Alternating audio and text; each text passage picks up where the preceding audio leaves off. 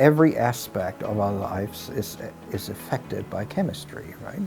And you don't realize it until you see how many different elements can be recognized by the items that are in there that surround us every day.